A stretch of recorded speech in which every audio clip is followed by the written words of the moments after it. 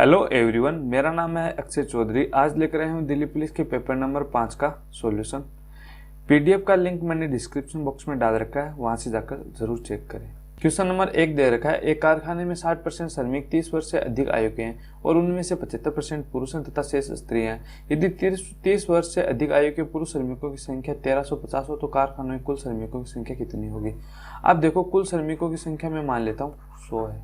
ठीक है, देखो 75% पुरुष है तो 100 का 75 होगा 75, तो 75 तो पुरुष है और 25 स्त्री है। ठीक है, अब दे रखा अपन यदि 30 वर्ष से अधिक आयु के पुरुष श्रमिकों की संख्या, तो 30 वर्ष से अधिक आयु के पुरुष कितने हो गए 75, और 30 वर्ष से अधिक आयु के श्रमिक का वो 60% है, तो 75 का 60% पुरुष 30 वर्ष से अधिक आयु के हैं, तो इसका मान दे रखा अपन को कितना 1350। 100 का मान अपन को निकालना है। ठीक है, टोटल कुल श्रमिक कितने हैं, तो कुल श्रमिकों अपन ने 100 माना था, तो 100 का मान अपन को निकालना है। अब देखो 25 का 3 गुना होता है 75 और 25 का 4 गुना होता है 100, 4 का 15 गुना होता है। अब देखो 15 और 3 45, 45 का 3 गुना होता है 135 होता है, तो ऊपर बच गया 30 और ये 2 जीरो ऊपर चले जाएंगे। ठीक है, तो ये हो गया 30 और ये 2 जीरो, तो 3000। तो कुल संख्या कितनी है 3000, ये अपना राइट आंसर हो जाएगा। क्वेश्चन नंबर 2 दे रखा है, एक गोलार्ध तथा एक लंबवर्ती बेलन की ऊंचाई तथा आयतन बराबर है तो उनकी त्रिज्याओं का अनुपात अपन को बताना है। ध्यान से देखना, गोलार्ध होता है, अर्धगोला होता है, अर्धगोला ऐसा बनता है। ठीक है, अब देखो एक बेलन होता है, बेलन की डायग्राम ये होती है। ठीक है, अब देखो ये यहां से ये इतनी दूरी क्या है r है, तो ये भी r ही है और ये भी r ही है, तो इसकी ये ऊंचाई है। ऊंचाई को अपन h से प्रदर्शित करते हैं, तो बेलन के जो अर्धगोला है वो बेलन के बराबर है ऊंचाई में, तो h और r यहाँ से बराबर होगा, तो h बराबर तो r हो जाएगा। ठीक है, अब देखो आयतन बराबर है, तो अर्धगोला का आयतन होता है 2/3 पाई r क्यूब। ठीक है, बराबर बेलन का आयतन होता है पाई r स्क्वायर h, h को मैं h लिख देता हूँ। ठीक है, अब देखो h बराबर r दे रखा है, तो मैं इस h की जगह r लिख सकता हूँ, तो r से ये एक r तो कैंसिल हो जाएगा, तो यहाँ पे 2 r ही बचे, तो पाई से पाई कैंसिल हो जाएगा, तो 2/3 r स्क्वायर बराबर r स्क्वायर।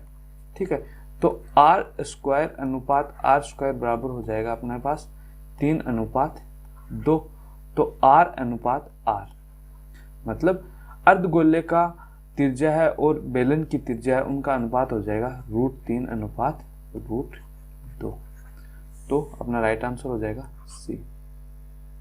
क्वेश्चन नंबर 3 दे रखा है, एक पंसारी 60 रुपए प्रति किलोग्राम वाली चाय तथा 65 रुपए प्रति किलोग्राम वाली चाय को किस अनुपात में मिलाए ताकि मिश्रण को 68.20 रुपए प्रति किलोग्राम के भाव से बेचने पर उसे 10% का लाभ हो। अब देखो 68.20 रुपए उसका विक्रय मूल्य है, तो क्रय मूल्य निकालते हैं तो 10% का लाभ होता है, तो 110 का मान दे रखा है, 100 का मान अपन को ज्ञात करना है। अब देखो 0.20 है, तो इसको लिख सकता हूँ 100, पॉइंट हटाऊंगा तो 100 से तो ये 100 कैंसिल हो जाएगा, 0 से ये 0 कैंसिल हो जाएगा। 682/11 है, तो 682/11 को मैं काट लूंगा, 11 का 6 गुना 66 बचे 2 22, 11 का 2 गुना 22, 62 रुपये उस मिश्रण का क्रय मूल्य है। ठीक है, तो एक तो चाय है 60 रुपये किलोग्राम वाली, दूसरी चाय है 65 रुपये किलोग्राम वाली चाय, और उसका मिश्रण है वो कितना रुपये है 62 रुपये किलोग्राम है। ठीक है, तो इसको अपन एलिगेशन से करते हैं, तो 65 और 62 का डिफरेंस कितना आया 3, और 60 और 62 का डिफरेंस कितना आया 2, तो ये कितना आया 3:2। तो किलोग्राम वाले चाय को किस अनुपात में मिलाना है 3:2 के अनुपात में मिलाना है। 60 और 65 वाली चाय को अपन को 3:2 के रूप में मिलाना है, तो 3:2 अपना राइट आंसर हो जाएगा। क्वेश्चन नंबर 4 दे रखा है, एक मिक्सी का अंकित मूल्य 1600 रुपये है, उस पर दुकानदार अपने खरीदार को 10% तथा x% की क्रमिक छूट देता है। तदनुसार यदि खरीदार ने उस मिक्सी को ₹1224 दिए तो x का मान ज्ञात करना है। देखो अंकित मूल्य कितना है 1600 रुपये है। ठीक है, 10% की छूट दी तो ये 90/100 रुपये की वस्तु हो गई। अब उसने एक छूट और दी x की, तो 100 माइनस x/100 की हो गई, तो ये वस्तु फाइनली कितने रुपए में बेची 1224 रुपये में। ठीक है, अब देखो 2 जीरो से तो एक 2 जीरो कैंसिल हो गए, 1 जीरो से ये 1 जीरो कैंसिल हो गया। अब देखो 9 से मैं इसको काट देता हूँ, तो 9 का 1 गुना बचा कितना 3, 32, 9 का 3 गुना 27, 5 54, 9 का 6 गुना 54। ठीक है, अब देखो 16 का आधा हो गया 8 और 10 का आधा हो गया 5। ठीक है, और 8 का ये हो गया 8 का 1 बचा 5 56, 8 का 7 गुना। ठीक है, अब देखो 100 माइनस एक्स बट्टे 5 बराबर 17, तो 100 माइनस एक्स बराबर 85। ठीक है, तो x बराबर हो जाएगा 15%। ठीक है, तो x का मान कितना ज्ञात हुआ 15, तो 15% अपना राइट आंसर हो जाएगा। क्वेश्चन नंबर 5 है, किसी संख्या को 296 से भाग देने पर शेष प्राप्त 75 प्राप्त होता है, यदि उसी संख्या को 37 से भाग दें तो शेष प्राप्त क्या होगा। 296 से डिवाइड किया किसी संख्या को, अब उसी संख्या को अपन को डिवाइड करना है 37 से, तो 37 का 8 गुना होता है 296, तो अपन को पता है इतना तो भाग चला जाएगा। अब 75 में अपन शेषफल में और देखकर चेक कर लेते हैं, तो 75 बट्टा 37 का भाग देंगे तो 37 का दुगुना होता है 74, शेषफल क्या बचाएगा 1, तो 1 अपना राइट आंसर हो जाएगा। क्वेश्चन नंबर 6 है, एक चुनाव में डाले गए मतों का 4% रद्द हो जाता है, एक प्रत्याशी वैध मतों का 55% प्राप्त करता है तथा दूसरा प्रत्याशी से 240 मतों से जीत जाता है, तो कुल मतों की संख्या अपन को बतानी है। एक देखो टोटल मत तो थे 100%, ठीक है, 4% मत क्या हुए रद्द हो गए, तो कितने मत बचे 96%। ठीक है, 96% ये क्या है वैध मत है। ठीक है, अब ध्यान से देखना 55% प्राप्त करता है, तो 55% मत प्राप्त करता है, तो 100 का 55% प्राप्त करता है। ठीक है, और दूसरा करता है 100 का 45%। ठीक है, एक 55 किया, दूसरे ने कितना किया 45% मत प्राप्त किए। ठीक है, अब देखो कितने मत से जीता 240 मत से जीता, तो अब जो बीच का डिफरेंस कितना आया 55 और 45 का 10%, उस डिफरेंस का मान ही होता है जो जीतता वो, तो 10% का मान 240। तो अब देखो 10 का मान 240 है, उससे पहले अपन को पता है कि ये वैध मतों का है, तो वैध मत कितने थे 96% थे, तो 10 के 96% का मान दे रखा है अपन को कितना 240, 100 का मान अपन को निकालना है। अब ध्यान से देखना, ये मैं लिख देता हूँ 100 × 100 बट्टे 10 × 96 × 240, ये 1 जीरो से 1 जीरो कैंसिल हो जाएगा। 24 का 4 गुना होता है 96, 4 का 25 गुना होता है 100, तो ये कितना आया अपने पास 2500। टोटल मत कितने थे 2500, सी अपना राइट आंसर हो जाएगा।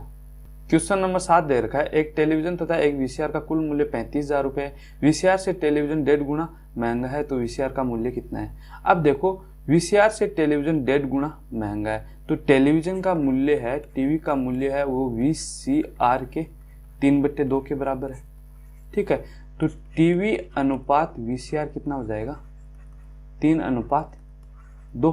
टीवी 3 का है तो वीसीआर कितनी की है 2 की है।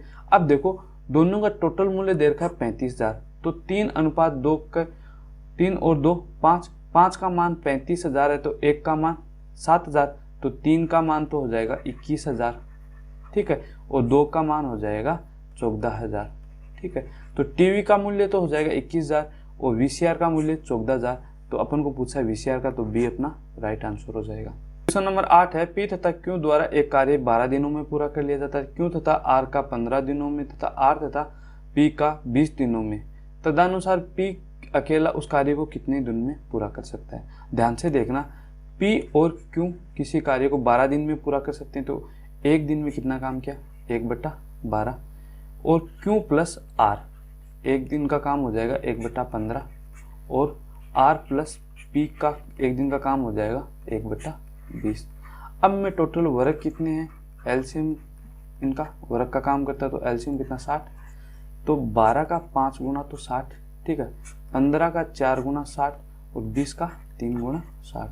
अब अपन पूछा है पी अकेला उस कार्य को कितने दिन में पूरा कर सकता है, तो अब अपन को पता है पी एक तो इसमें है, ठीक है, एक इसमें है। ठीक है, अब देखो 1 नंबर और 3 नंबर में पी है, 2 नंबर में P नहीं है, तो मैं 1 नंबर और 3 नंबर को जोड़ता हूँ तो 5 और 3 8। 8 के साथ में मेरे पास 2P plus Q plus R आ गया, और Q R को मेरे को निकालना है, तो मैं बीच वाली समीकरण को घटा देता हूँ। तो 8 में से 4 गए 4, तो 2P बराबर कितना आ गया 4। तो P की वैल्यू कितनी आ गई 2। तो P का क्या काम है, एक दिन में कितना काम करता है 2 काम, तो 60 काम करने में कितना दिन लग जाएगा उसको 30 दिन लग जाएगा। ठीक है, चाहे तो वैसे कर लेना, P प्लस Q, ठीक है, प्लस R प्लस P बराबर कितना हो गया 5 और 3 8। ठीक है, तो ये कितना 2P plus Q plus R बराबर 8। Q प्लस R का मान दे रखा है कितना 4, तो 2P प्लस 4 बराबर 8। तो 8 में से 4 गए 4, तो 2P बराबर तो हो गया 4, तो P बराबर हो गया 2। P का काम क्या है, एक दिन में 2 काम करता है, तो 60 काम करने में कितना दिन लग जाएगा 30 दिन। तो C अपना राइट आंसर हो जाएगा। क्वेश्चन नंबर 9 है, दो संख्याओं का मैसे और लस्य का योग 680 है। ठीक है, LCM प्लस HCF कितना है 680, तथा LCM है वो मैसे का 84 गुना है। LCM बराबर HCF का 84 गुना। तो यहां से देखो मैं लिख देता हूं, LCM की जगह लिख देता हूं 84 HCF। तो 84 HCF प्लस HCF बराबर 680। ठीक है, तो ये 84 एक 85 HCF बराबर हो जाएगा 680। तो 17 का 5 गुना होता है 85, 17 का 4 गुना होता है 68, 5 का 8 गुना होता है 40। तो HCF क्या आया, HCF यहाँ से आया अपने पास 8। LCM कितना है 8 इंटू 84। ठीक है, अब देखो यदि उनमें से एक संख्या 56 है तो दूसरी संख्या क्या होगी, फर्स्ट संख्या इंटू सेकेंड संख्या बराबर LCM इंटू HCF होता है। ठीक है, अब देखो फर्स्ट संख्या अपन को दे रखी है 56, सेकेंड संख्या अपन को ज्ञात करनी है। LCM कितना है 8 इंटू 84, HCF 8 है, तो 8 का 7 गुना होता है 56। ठीक है, 7 का 12 गुना होता है 84। तो सेकेंड संख्या क्या हो जाएगी 12 का 8 से गुना हो जाएगा 96। तो D अपना राइट आंसर हो जाएगा। क्वेश्चन नंबर 10 है, एक धनराशि पर साधारण ब्याज मूल का 1/9 है। ठीक है, यदि धनराशि है वो कितनी है 9x है। ठीक है, तो ब्याज कितना हो जाएगा x रुपए हो जाएगा। ठीक है, अब देखो, और ब्याज की अवधि उसकी वार्षिक दर की प्रतिशत के बराबर है। ठीक है, तो ब्याज की अवधि R लेता हूं तो R% उसके बराबर है। ठीक है, तो ये दर और वर्ष हो गए। ठीक है, तो साधारण ब्याज का फॉर्मूला होता है मूलधन हो गया 9x इंटू समय R इंटू दर R%। ठीक है, बट्टे 100 बराबर दे रखा है अपन को x। ठीक है, x से तो x ये कैंसिल हो जाएगा। ठीक है, R स्क्वायर बराबर हो जाएगा 100/9, तो R बराबर हो जाएगा 10/3। तो ये कितना हुआ 3 सही 1/3%। तो अपनी दर क्या आ गई 3 सही 1/3%। सी अपना राइट आंसर हो जाएगा। क्वेश्चन नंबर 11 है, एक क्रिकेट खिलाड़ी द्वारा खेली गई 10 पारियों के रनों का औसत 50 है। अपनी 11वीं पारी में वह कितने रन बनाए ताकि उसके रनों की औसत में 2 रन की वृद्धि हो जाए। बिल्कुल ध्यान से देखना, 10 पारियों को औसत दे रखा है अपन को 50, 11वीं पारी में उसको कितने रन बनाने हैं कि औसत 2 की वृद्धि हो जाए। तो 2 की वृद्धि होने से औसत हो जाएगा 52। तो 2 की वृद्धि कब होगी, तो 2 की वृद्धि देखो 50-50 तो वो लेकर ही आएगा। ठीक है, 11 जनों के लिए। अब 11 जनों के लिए वो 2-2 एक्स्ट्रा लेकर आएगा, तो 11 जनों के लिए 2-2 एक्स्ट्रा लेकर आएगा। तो 11 और 11 का दुगुना हो गया 22, 50 ये पहले थे 22 ये हो गया, तो 50-22 हो गया 72, तो 72 रन। बी अपना राइट आंसर होगा। या फिर वैसे कर लो, 10 पारियों का टोटल रन हो जाएगा 10 इंटू 50, 11वीं पारी में वो अक्सर रन बनाएंगे बट्टे टोटल पारी हो गया 11, और अब औसत हो गया 50 + 2 52। ठीक है, तो ये हो गया 500 + x, और ये हो गया 11 का दुगुना 22, 11 का 5 गुना 55 और 2 57। ठीक है, तो x बराबर हो जाएगा 72। क्वेश्चन नंबर 12 है, दो संख्याएं एक तीसरी संख्या से क्रमशः 20% और 50% अधिक, तो इन संख्याओं में अनुपात होगा। तो संख्या में मान लेता हूँ 100 है, तीसरी संख्या है वो, ठीक है। तो पहली संख्या 20% अधिक है तो 100 से 120 हो जाएगा, ठीक है। अनुपात दूसरी संख्या है वो तीसरी संख्या से 50% अधिक है, तो ये 50% अधिक होगा, तो ये हो जाएगा 150%, तो ये होगा 150।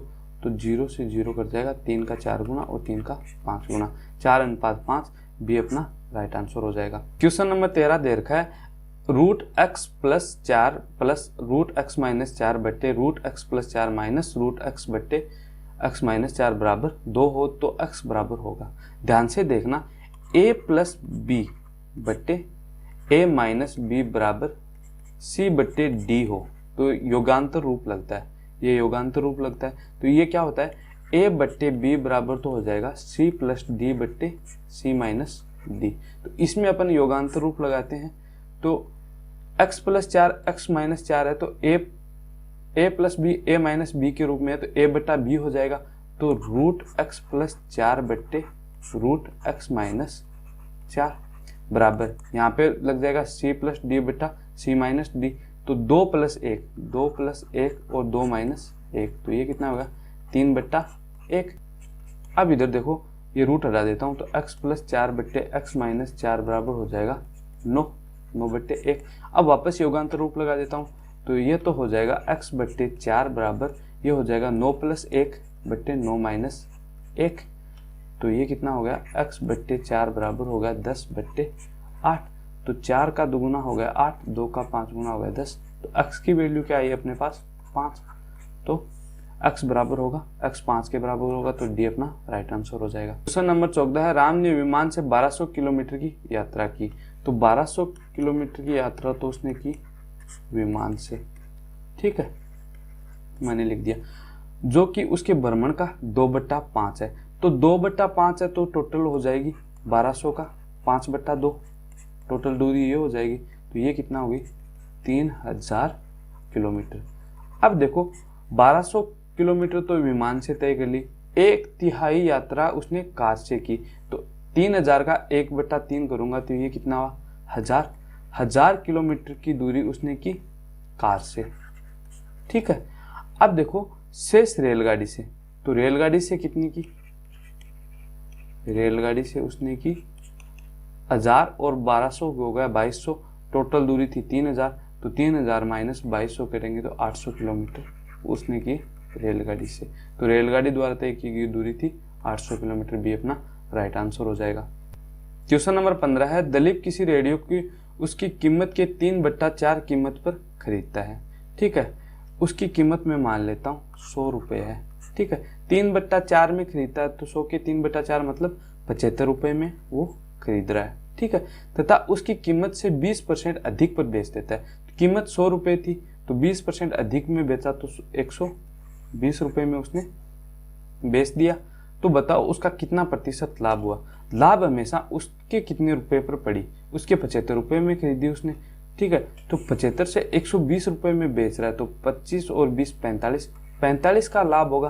45 का लाभ 75 पे होगा, तो इंटू 100। 25 का 3 गुना, 25 का 4 गुना, 3 का 15 गुना, 15 का 4 गुना हो जाएगा 60%, ठीक है। तो लाभ प्रतिशत कितना उसका 60%, सी अपना राइट आंसर हो जाएगा। दिल्ली पुलिस के टेस्ट सोमवार, बुधवार और शुक्रवार को डेली रहते हैं। सुबह 7:30 बजे टेस्ट स्टार्ट होता है। सॉल्यूशन 8:15 पर यूट्यूब चैनल पर रहता है। यदि आपको किसी क्वेश्चन में डाउट हो तो एक चैनल का लिंक मैंने डिस्क्रिप्शन बॉक्स में डाल रखा है, उस चैनल को ज्वाइन कर लेना। उसमें आप अपने क्वेश्चन शेयर करो, आपको सॉल्यूशन ज़रूर मिलेगा। यदि सेशन आपको अच्छा लगा है तो लाइक, कमेंट, शेयर ज़रूर करना।